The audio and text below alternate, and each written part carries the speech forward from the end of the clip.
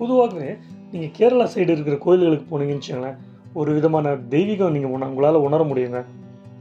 இப்போ அதே மாதிரி இப்போ நாகர்கோவில் கன்னியாகுமரி பார்த்தீங்கன்னு வச்சுக்கோங்களேன், நாகர்கோவில் வந்து கிட்டத்தட்ட ஒரு இந்த கேரளா ட்ரெடிஷன் கேரளா சாயல்லாம் இருக்குங்க. அவங்க ஒவ்வொரு கோயில்லையும் அங்கே இருக்கிற மக்கள் கூட வந்து எல்லோரும் இனிமையானவங்க, நல்லா பழகுவாங்க. அவங்க பேசுகிற தமிழ் கூட பார்த்திங்கன்னா தமிழும் மலையாளம் கலந்து இருக்கும். அது கேட்கவே இனிமையாக இருக்குங்க. அந்த மாதிரி ஒரு கோவில் தாங்க முன்னாடி நம்ம ஒரு தடவை பார்த்துருக்கோம், நாகர்கோவில் நாகராஜா கோவில். இந்த நாகராஜா கோயில் வந்து கேரளா பாரம்பரியத்தில் வந்த கோயிலுங்க அது. அதாவது இன்னமும் வந்து இந்த கேரளா நம்பூதிரிகள் தான் தினமும் பூஜை பண்ணிட்டு வராங்க. இப்போ நம்ம அடுத்து வந்திருக்கிற இடம் கூட ஒரு கேரள சாயல் உள்ள கோயில் தாங்க. ஆனால் தமிழ்நாட்டோட தான் இருக்குது. தமிழ்நாடு இந்து அறநிலைத்துறை கட்டுப்பாட்டில் தான் இருக்குது. சரி வாங்க, இது என்ன கோயில், எங்கே இருக்குங்கிறது தெரிஞ்சுப்போம்.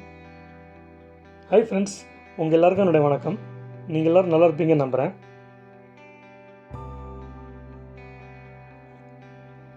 இப்போ நம்ம வந்திருக்கிறது நாகர்கோயிலேருந்து ஒரு 25 கிலோமீட்டர் தொலைவில் இருக்கிற திருவட்டாறு ஆதிகேசவ பெருமாள் கோயிலுக்கு தாங்க வந்திருக்கோம்.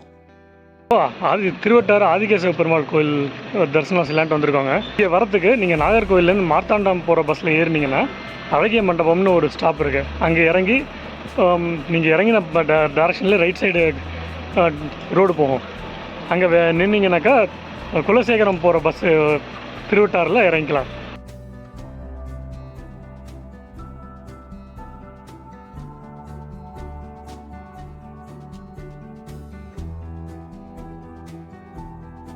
இந்த கோயில் மற்ற கோயில் மாதிரி இல்லாமல் கொஞ்சம் ரெய்ஸ்டு லெவலில் கட்டியிருக்காங்க. பூமியிலேருந்து ஒரு குறிப்பிட்ட அளவுக்கு மேலே கட்டியிருக்காங்க. அதுக்கு என்ன சொல்கிறாங்கன்னா, திருவட்டாறு கோயிலை சுற்றி கோதையாறு பரளியாறுன்னு 2 நதி ஓடிச்சாங்க. அது வட்டமாக திருவட்டாறு சுற்றி ஓடினால தான் இது பேர் திருவட்டாறுன்னு பேர் வந்துச்சுன்னு சொல்கிறாங்க. பூமாதேவியே வந்து பெருமாளை விக்கிரகத்தை காப்பாதுன்னு சொல்லிட்டு அவங்க பூமியிலேருந்து மேலே எழுப்பினதான் சொல்கிறாங்க. இங்கே திருவட்டாறில் கோதையாறு பரளியாரோட மூவாற்று முகத்தில் தாமிரவரணி ஆறும் சேர்றதா சொல்கிறாங்க.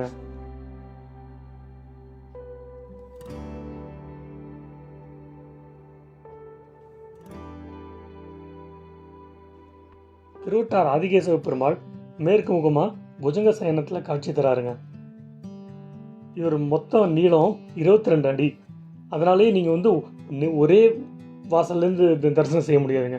மொத்தம் 3 வாசல்லேருந்து தான் தரிசனம் செய்ய முடியும் அவரை. இங்கே சந்நிதியில் பஞ்ச ஆயுதங்களும் காட்சி தராங்க. அதோட சூரியன் சந்திரர்கள் பஞ்ச ஆயுதங்களும் ஒரே இடத்துல இருக்கக்கூடாது, ஒன்று சேர்ந்தாக்க உக்ரமாக இருக்கும்னு சொல்லிட்டு அவங்க நரசிம்மர் சன்னதி கூட வெளியில் பிரதிஷ்டை செஞ்சுருக்காங்க. இங்கே இருக்கிற மூலவர் ஆதிகேசவ பெருமாளுடைய சிறப்பம்சம் என்னன்னு கேட்டிங்கன்னா, இங்கே மூலவர் விக்கிரகம் வந்து சாலக்கிராம கற்களால் செஞ்சதுங்க. அதாவது 16,008 சாலக்கிராம கற்களால் செஞ்சதாக சொல்கிறாங்க. அதனாலே இங்கே இருக்கிற மூலவருக்கு திருமஞ்சனால் அபிஷேகம் கிடையாதுங்க, உற்சவருக்கு மட்டும்தான் உண்டு.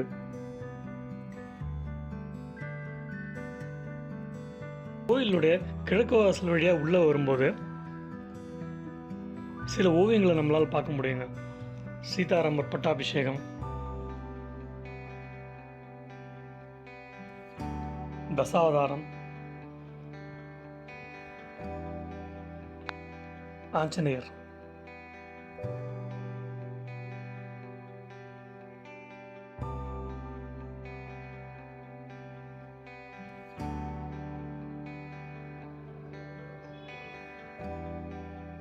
இங்கே இருக்கிற பெருமாளுக்கு ஆதிகேசவ பெருமாள் பேர் வர காரணம், கேசன்கிற ஒரு அசுரனை அடித்ததுனால அடக்கினதுனால அவருக்கு வந்த பேர் தாங்க அந்த ஆதிகேசவ பெருமாள்.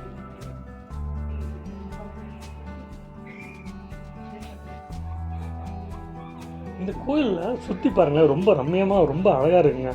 பார்க்குறதுக்கே ஒரு கண்கொள்ளா காட்சியாக இருக்குங்க. அதுவும் இந்த கிளைமேட் வேறு ரொம்ப ப்ளசண்ட்டாக வேறு இருக்குங்க எப்போதுமே.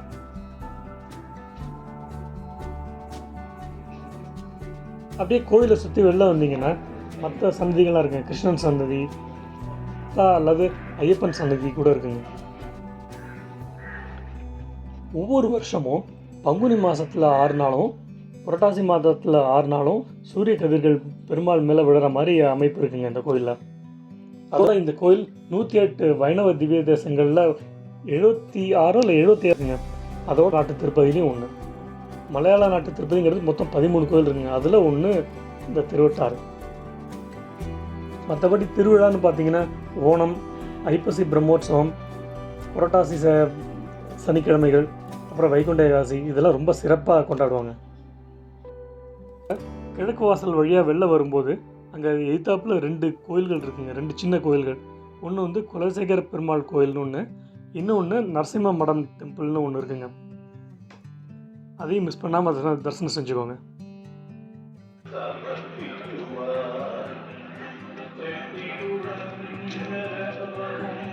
திருவட்டாறு கோவில் பக்கத்தில் குலசேகர பெருமாள் சன்னதி.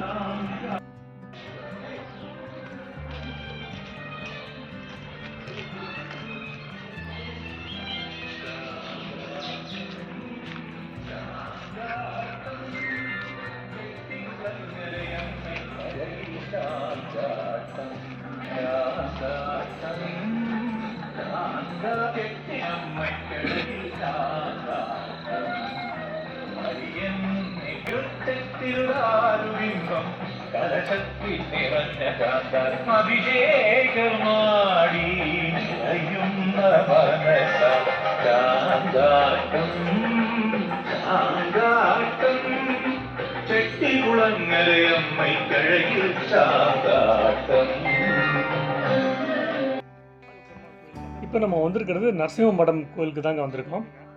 அங்கே மொத்தம் 3 சின்ன சன்னதிகள் இருக்குங்க. ஒன்று நரசிம்ம சுவாமி, இன்னொன்று முருகப்பெருமான், இன்னொன்று அன்னபூரணி அம்பாள்.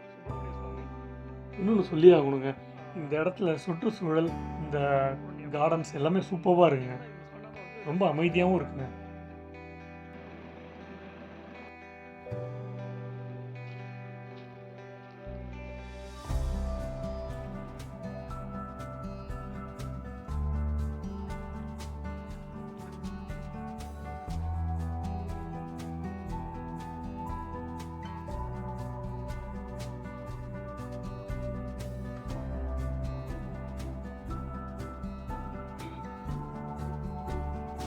இது ஆதிகேச பெருமாள் கோயில் மெயின் என்ட்ரன்ஸ். இங்கேருந்து போனீங்கன்னா டேரெக்டாக உள்ளே போகிற மாதிரி இருக்கும். இதே பேக் சைடு என்ட்ரன்ஸ் வழியாக வந்தீங்கன்னாக்கா ஒரு பிரதட்சணமாக வந்து நீங்கள் உள்ளே போகிற மாதிரி இருக்கும்.